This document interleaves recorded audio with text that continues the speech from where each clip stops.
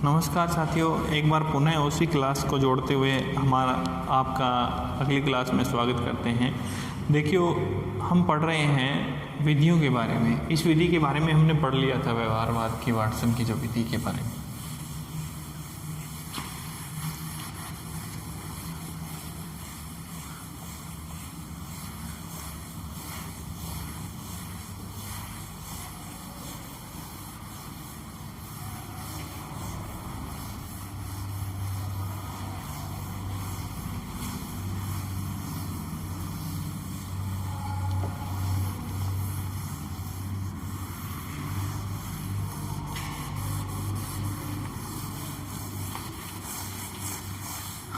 देखिए, अभी हमारी जो अगली विधि है वो प्रयोगात्मक विधि के बारे में पढ़ लिया हमने। बहिर्दर्शन विधि में जस्ट पिछले वीडियो में पढ़ा है। अगली जो हमारी विधि है वो मनोविश्लेषणात्मक विधि है। कौन सी विधि है साथियों? मनोविश्लेषणात्मक विधि के बारे में हम अध्ययन करेंगे। मनोविश्लेषणात्मक विधि के बारे में देखिए,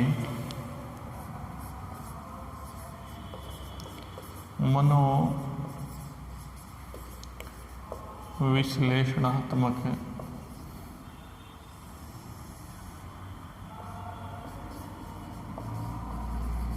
विधि। मनोविश्लेषणात्मक विधि में देखिए साथियों क्या होता है। इस मनोविश्लेषण, पहले तो इस शब्द को समझिए। मनोविश्लेषणात्मक शब्द है वो दो शब्दों से मिलकर के बना है, एक तो मन और दूसरा विश्लेषण। एक तो हमारे सामने है मन, दूसरा हमारे सामने है विश्लेषण। विश्लेषण का अर्थ होता है खंडन करना। दो चीजें, एक तो विश्लेषण होता है, दूसरा संश्लेषण होता है। संश्लेषण का अर्थ होता है जोड़ना और विश्लेषण का अर्थ होता है तोड़ना।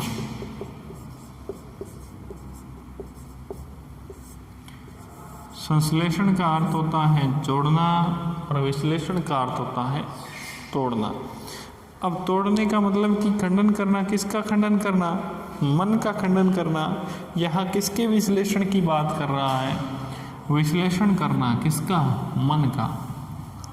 अब मन के विश्लेषण के बारे में सबसे पहले जो बताने वाला जो विद्वान था वो था सिगमंड फ्रायड साथियों। मनोविश्लेषणात्मक विधि में मैं यहाँ कहूँ कि मन के बारे में, मनोविश्लेषणवाद के बारे में, मनोविश्लेषण के बारे में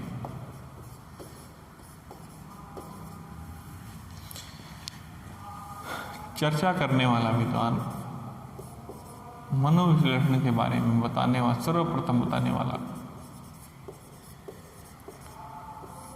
सर्वप्रथम कार्य करने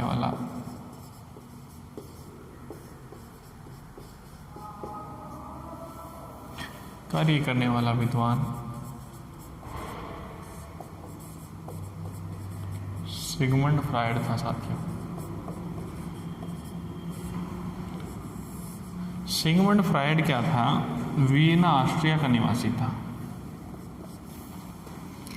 सिगमंड फ्रायड वियना ऑस्ट्रिया का निवासी था। सिगमंड फ्रायड के एक शिष्य थे जिनका नाम था कार्ल जंग, और इनकी एक पुत्री थी, सिगमंड फ्रायड की एक पुत्री थी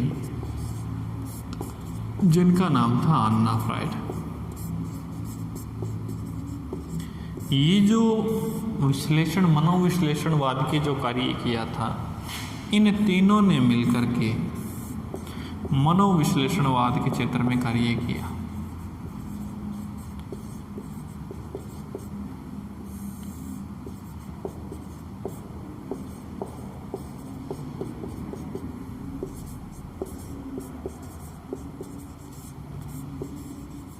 इन तीनों ने मिलकर के कार्य किया था मनोविश्लेषण। सिगमंड फ्रायड, एक तो सिगमंड फ्रायड थे खुद, और सिगमंड फ्रायड के बाद उनके शिष्य कार्ल युंग थे, और तीसरे कौन थे? अन्ना फ्रायड थे। इस विधि में क्या है, सबसे पहले मैंने कहा कि मन के बारे में बताने वाले एक आपने सुना होगा कि हमारे पास सबसे पहले मनोविज्ञान आत्मा का था, फिर उसके बाद ये मनो मस्तिष्क का था।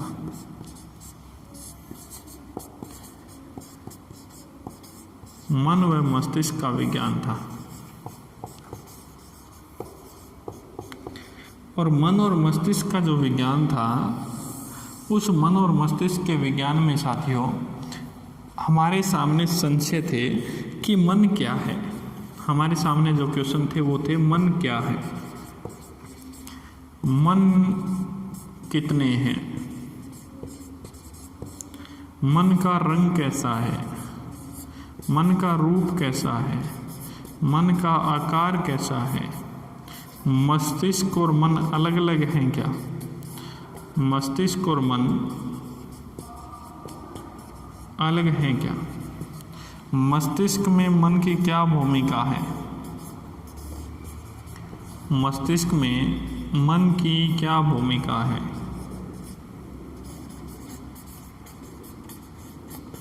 ये चीज़ें जो थी निकल करके आई थी, वो मन और मस्तिष्क के विज्ञान में आई थी साथियों। और जब इतने क्वेश्चन हमारे सामने खड़े हुए थे कि मन क्या है, मन कितने हैं, मन का कैसा रंग है, कैसा रूप है, कैसा आकार है, मस्तिष्क और मन अलग अलग हैं क्या, मस्तिष्क से मन की क्या भूमिका, ये जब हमारे सामने इतने क्वेश्चन आए थे साथियों, तो उस समय हमारे सामने मनोवैज्ञानिकों के सामने एक सबसे बड़ी समस्या ये उत्पन्न हुई थी कि कौन से मन की हम चर्चाएं कर रहे हैं, मन और चेतना अलग अलग है क्या। अब ये जब समाप्त हुआ था तो इसके तुरंत बाद में जो विज्ञान चला था वो चेतना का चला था। अब फ्रायड ने क्या किया था, ये जो मन और मनोविश्लेषणवाद किया, तो उन्होंने मन का विश्लेषण किया। फ्रायड ने मन का विश्लेषण किया और मन के विश्लेषण को उन्होंने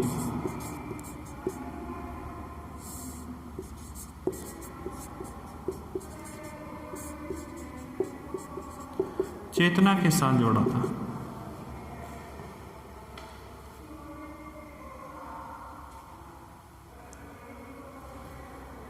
मन का विश्लेषण किया और मन के विश्लेषण को चेतना के साथ जोड़ा था फ्रायड ने। और चेतना के साथ जोड़ करके उन्होंने चेतना के 3 प्रकार बताए थे साथियों।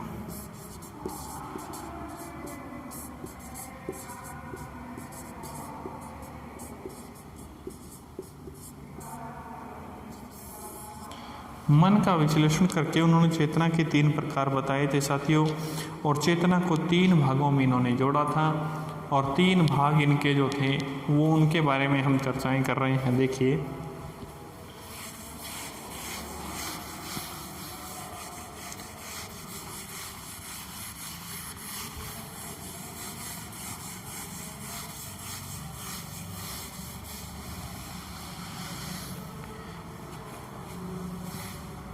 मनोविश्लेषणवाद में देखिए,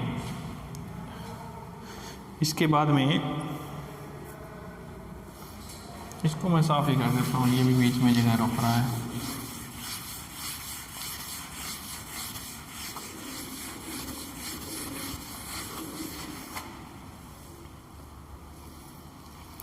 मनोविश्लेषणवाद में इन्होंने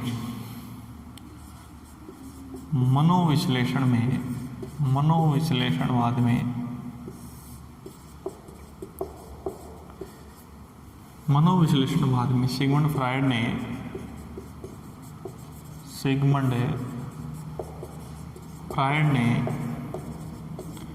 चेतना के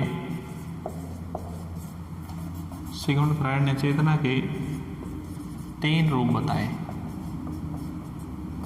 कितने रूप बताए? 3 बताए साथियों। और 3 जो रूप बताए थे इन्होंने वो इस तरीके से बताए थे। देखिए साथियों, एक था चेतन, हमारे सामने जो था चेतन, दूसरा था अर्धचेतन और तीसरा जो था वो था अचेतन। ये 3 रूप इन्होंने बताए थे, चेतन, अर्धचेतन और अचेतन। चेतन जो था, चेतन पे सर्वाधिक कार्य किया था विलियम वुड ने। सर्वाधिक कार्य करने वाले विलियम वुड थे।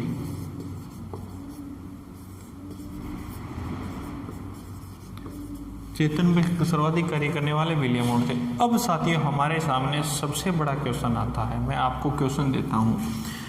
क्वेश्चन आ गया, आप लोगों ने अच्छे तरीके से सिगमंड फ्राइड को पढ़ा, मनोविश्लेषणवाद को पढ़ा, लेकिन फिर भी आपके सामने क्वेश्चन आया कि वर्तमान मनोविज्ञान में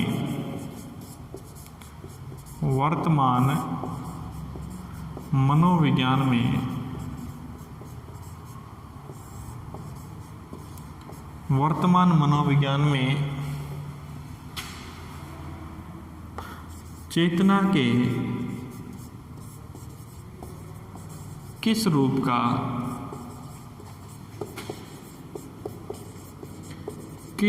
का अध्ययन किया जाता है। ये क्वेश्चन आ गया, मान के चलिए हमारे सामने, और हमने यहाँ दे दिया ऑप्शन ए चेतन, बी अर्धचेतन, सी अचेतन, डी सबसे भयंकर क्वेश्चन है, ध्यान रखना, डी है अचेतन और अर्धचेतन दोनों। ये क्वेश्चन है साथियों। इस क्वेश्चन वर्तमान मनोविज्ञान में चेतना किस रूप का अध्ययन किया जाता है, इस क्वेश्चन का आप आंसर मेरे इस कमेंट बॉक्स में दोगे, ताकि इस क्वेश्चन को मैं अगली वीडियो में बताऊंगा ज़रूर, लेकिन एक बार मैंने यहाँ लिख दिया। इस क्वेश्चन का आंसर आप मेरे को दोगे कि वर्तमान मनोविज्ञान में चेतना के किस रूप का अध्ययन किया जाता है। ए चेतन, बी अर्धचेतन, सी अचेतन, डी अचेतन और अचेतन दोनों। अब देखिए साथियों, ये क्वेश्चन मैंने आप लोगों को दे दिया। सिगमंड फ्राइड ने जो कार्य किया था मनोविश्लेषणवाद में, देखिए उन्होंने 3 रूप बताए थे, चेतन, अचेतन, अर्धचेतन। और जो अचेतन जो था, सिगमंड फ्राइड ने अचेतन पर कार्य किया, अचेतन पर कार्य किया, जबकि चेतन पे किसने किया था? सर्वाधिक कार्य करने वाले कौन थे? विलियम वुड थे। विलियम वुड विलियम जेम्स के शिष्य थे साथियों, ये बताया था। अब क्या है कि चेतना को किस रूप में कर लिया जाता है, चेतना को किस दृष्टि से रखा जाता है, समायोजन में जो मनोविश्लेषणवाद है वो किस तरीके से भूमिका निभाता है। देखिए चेतना के बारे में हम पढ़ते हैं, इसको मैं एक बार पुनः साफ करता हूँ।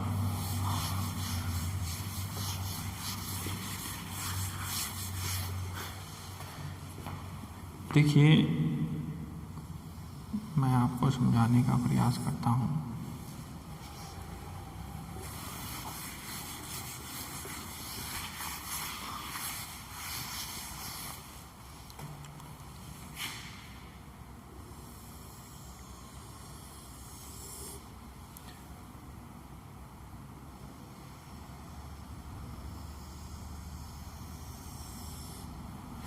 ये है, मान के चलिए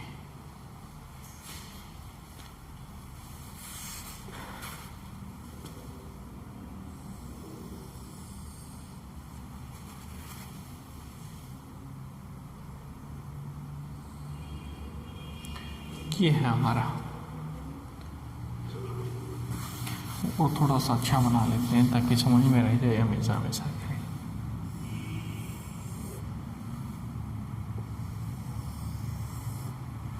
ये है, मान के चलिए, ये सही क्यों नहीं बन रहा भाई प्यारे विद्यार्थियों?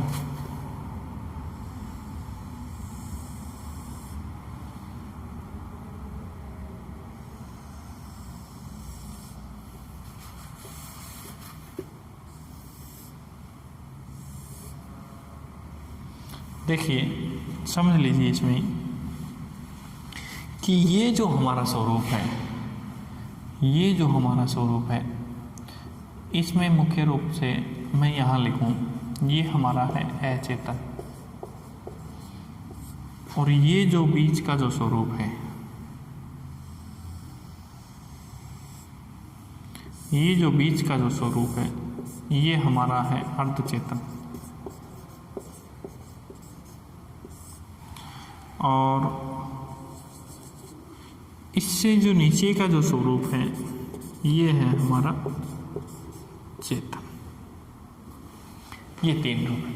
और जो चेतना के जो स्वरूप है वो क्या है कि किसी एक वो मानिए व्यक्तित्व से जुड़े हुए हैं। मैं यहाँ लिखूँ कि चेतना के जो भाग, चेतना के भाग व्यक्तित्व के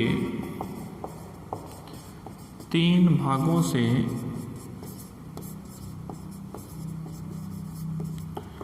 जुड़े रहते हैं। चेतना के जो भाग हैं वो व्यक्तित्व के 3 भागों से जुड़े रहते हैं। और 3 भाग कौन से हैं? सबसे पहले यहाँ है ईद, दूसरा यहाँ पे है ईगो, और तीसरा है सुपर ईगो। ये 3 है। ईद को हम कई पुस्तकों में लिखा हुआ मिलता है हमें एकदम, और ईगो लिखा हुआ मिलता है हमें, जिसे हम कहते हैं अहम। सुपर ईगो हमें लिखा हुआ मिलता है जिसे हम कहते हैं परम अहम, पराअहम या परम अहम। पराअहम भी मिलेगा कई पुस्तकों में, इस रूपों में लिखा हुआ मिलता है। और जो ईद होता है, अचेतन होता है, उसमें हमारे मुख्य रूप से क्या होते हैं? संवेग होते हैं। उसमें हमारी मूल प्रवृत्तियाँ होती हैं, उसमें हमारी यौन क्रियाएँ होती हैं, उनमें हमारी मूल प्रवृत्तियाँ होती हैं, उनमें हमारी उनमें हमारी भावनाएं होती हैं, और उनमें हमारी सामयिक क्रियाएँ होती हैं, उनमें हमारी इच्छाएं होती हैं। ठीक है, ये चीज़ें होती हैं। और ये जो चीज़ें होती हैं वो सबसे ज़्यादा जो होती है, हमारा जो अचेतन का जो भंडार होता है वो 90% होता है। इसकी जो गहराई के बारे में बताया जाता है साथियों, इसकी गहराई में मनोविज्ञान में कहा जाता है कि अचेतन की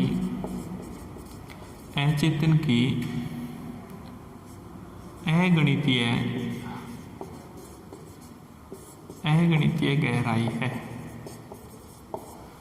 अचेतन की क्या है? अगणितीय गहराई है। उसके बाद में अर्धचेतन का स्वरूप हो गया और ये चेतन का स्वरूप हो गया। अब क्या होता है, इनको व्यक्तित्व के 3 भागों से जोड़ा जाता है। ये 90% हो गया, और ये जो दोनों मिलकर के 10% होता है। कौन सा? ये अर्धचेतन और अचेतन दोनों मिलकर के। इसका एक रूप और ही होता है। सिगमंड फ्रायड ने इसकी जो तुलना की थी वो बर्फ़ के टुकड़े से की थी साथियों। ये क्वेश्चन भी कई बार पूछ लिया जाता है कि मानव मस्तिष्क की, मन की या चेतना की बर्फ़ के टुकड़े से तुलना करने वाले विद्वान कौन से थे? कई बार पूछा गया है।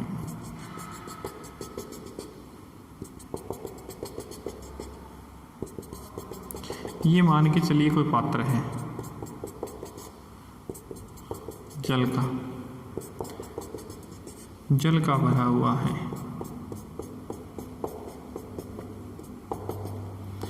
अब इस भरे हुए जल में कोई बर्फ़ का टुकड़ा डाल दिया जाए, ये मान के चलिए बर्फ़ का टुकड़ा है, ठीक है। और ये जो बर्फ़ का टुकड़ा है वो यहाँ तक मान के चलिए कि बर्फ़ जो है वो पानी डूबा रहता है, और इसका जो अधिकतर भाग है वो पानी में डूबा रहता है। अधिकतर भाग किस में डूबा रहता है?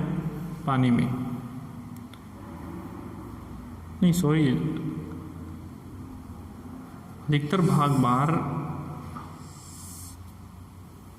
अधिकतर भाग जो है वो पानी में डूबा रहता है। इसी तरीके से बनाया हमने।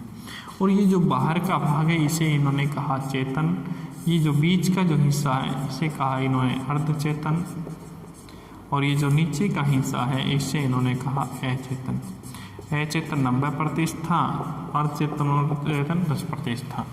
अब ये कोई बात अलग तरीके से नहीं थी, केवल इन्होंने समझाने का प्रयास किया था। अब इसी से क्वेश्चन बन करके आता है कि मानव मस्तिष्क की तुलना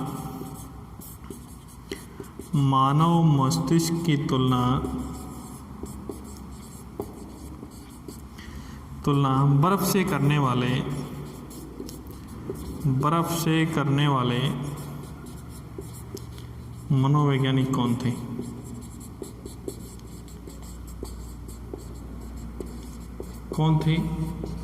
सिगमंड फ्रायड थे। इन्होंने बर्फ से तुलना की थी।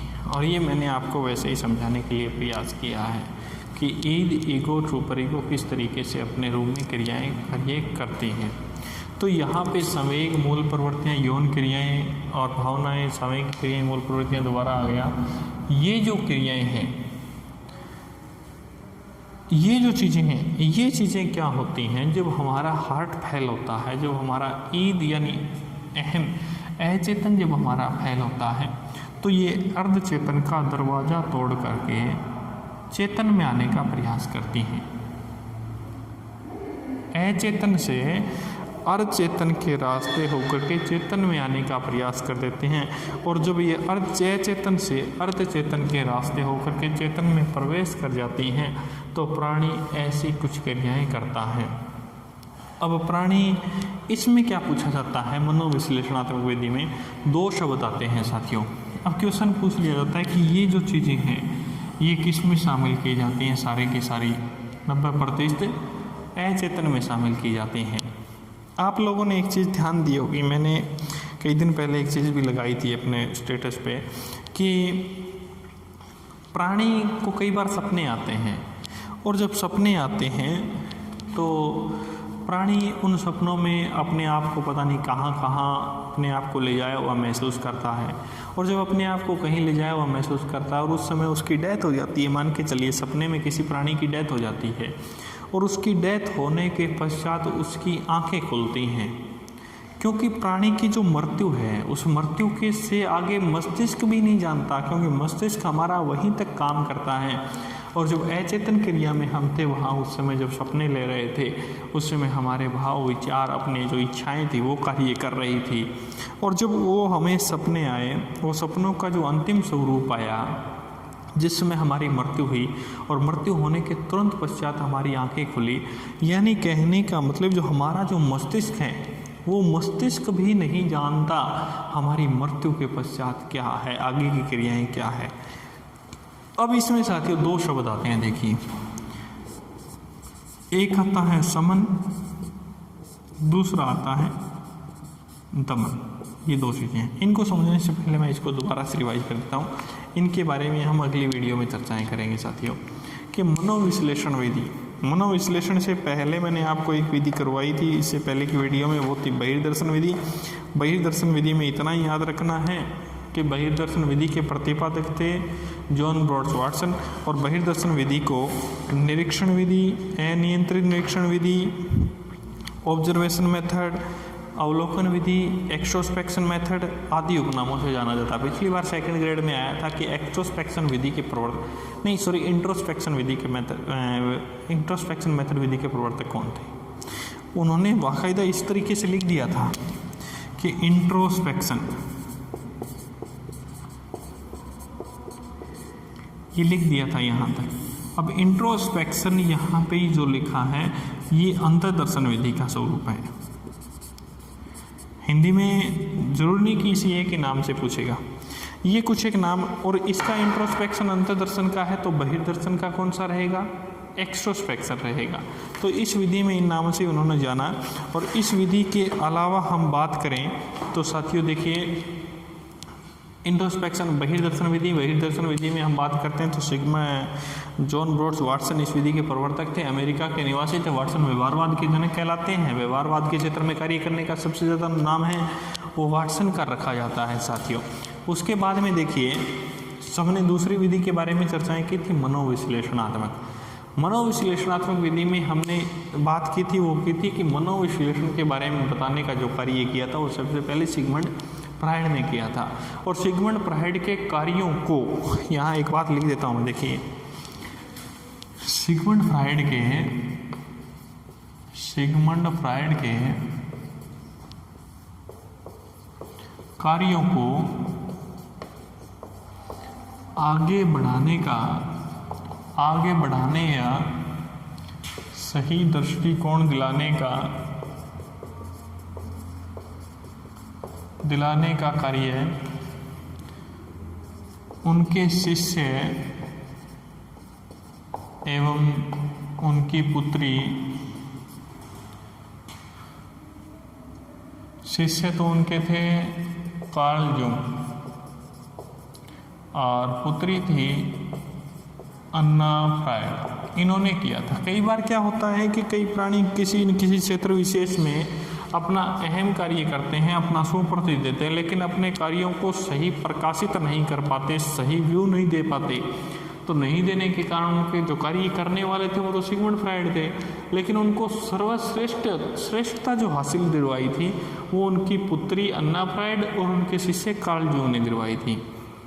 मनोविश्लेषणवाद के बारे में जो कार्य करने वाले थे वो 3 इंसान थे इसके अलावा। एक तो सिगमंड फ्रायड खुद थे और फिर अन्ना फ्रायड और फिर कार्ल जूंग। इसके बाद में अगर हम बात करें तो पश्च फ्रायडवादी आए। पश्च फ्रायडवादियों ने फ्रायडवादियों के सिद्धांतों को कुछ थोड़ा सा अलग रूप दे करके उसके ऊपर कार्य किया था। मनोविश्लेषणात्मक विधि में मनोविश्लेषण में सर्वप्रथम यानी इनके बारे में बताने वाले उन्होंने मन और मस्तिष्क को रूप दिया और मन और मस्तिष्क में चेतना को साथ जोड़ा और उनके विद्वान वेनाश्य, ये मैंने आपको बता ही दिया। और इसको 3 भागों में बांटा जाता है। चेतना के 3 रूपों में बांटा गया, चेतन, अचेतन और अचेतन। चेतन, अचेतन, अचेतन में बांटा गया। इसमें इसको ये व्यक्तित्व के 3 भागों से जुड़े रहते हैं, ईद, ईगो और सुपर ईगो, जिसे कहते हैं इदम, अहम और पराहम। ये इसमें संवेग, मूल प्रवृत्तियाँ, योग्य न्याय, भावनाएं, संवेग न्याय, इच्छाएं जुड़ी रहती हैं। और ये जब फैल होता है तो यहाँ पे अचेतन से टकरा के चेतन में आ जाती हैं। और ये मानव मस्तिष्क की तुलना बर्फ के टुकड़े से करने वाले एक विद्वान थे जिनका नाम क्या है, सिगमंड फ्रायड है। धन्यवाद साथियों, मिलते हैं अगले वीडियो में नई विधि के साथ।